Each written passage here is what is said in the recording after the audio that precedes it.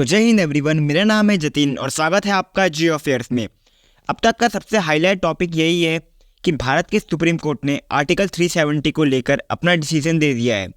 और डिसीजन ये है कि सेंट्रल गवर्नमेंट ने 5 अगस्त 2019 को जो 370 आर्टिकल को रिमूव किया था वो बिल्कुल सही फैसला था। लेकिन बहुत से लोगों को ये कन्फ्यूज़न अभी तक है कि सरकार ने जब 370 को रिमूव कर दिया था, अब इसको लेकर कोर्ट ने अपना कौन सा फैसला दिया है, ये कुछ समझ नहीं आया होगा। देखो, बेसिक ये है कि जब सरकार ने 370 को रिमूव किया था, उस दिन से लेकर अब तक 370 को हटाने के अगेंस्ट में 23 से ज़्यादा पिटीशन सुप्रीम कोर्ट में डाल दी गई है।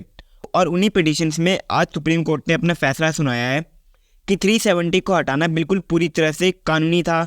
जिस भी प्रोसेस से इसे हटाया गया वो पूरी तरह से संवैधानिक था।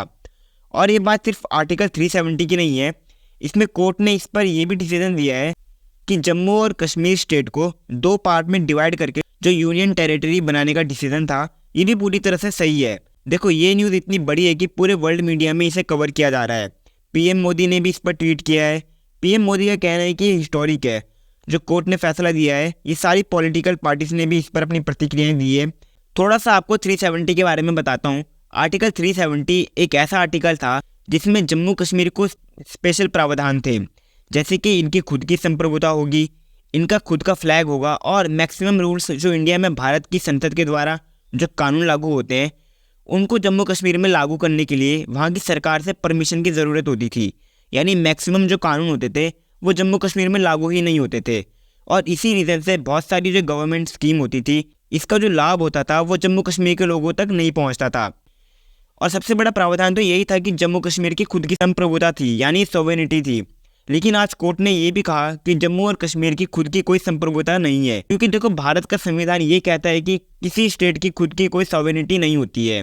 सॉवरेनिटी होती है तो देश की होती है, यानी हमारे भारत की। और इसको लेकर अब आप देखना कि पाकिस्तान पक्का अपना ओपिनियन देगा, जबकि इसकी ओपिनियन का कोई मतलब ही नहीं होगा। क्योंकि जब भारत ने 370 को हटाया था तो उसके कुछ दिनों बाद पाकिस्तान और चाइना यूएनएससी में चले गए थे, यानी यूनाइटेड नेशन सिक्योरिटी काउंसिल में।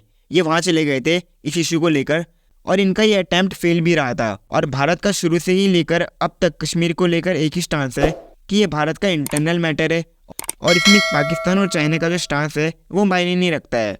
और आपका क्या ओपिनियन है सुप्रीम कोर्ट के इस फैसले को लेकर, कमेंट बॉक्स में अपना ओपिनियन जरूर दीजिएगा। और अगर आपने चैनल को सब्सक्राइब नहीं किया है तो चैनल को सब्सक्राइब कर देना और वीडियो को लाइक कर देना। तब तक के लिए जय हिंद, जय भारत।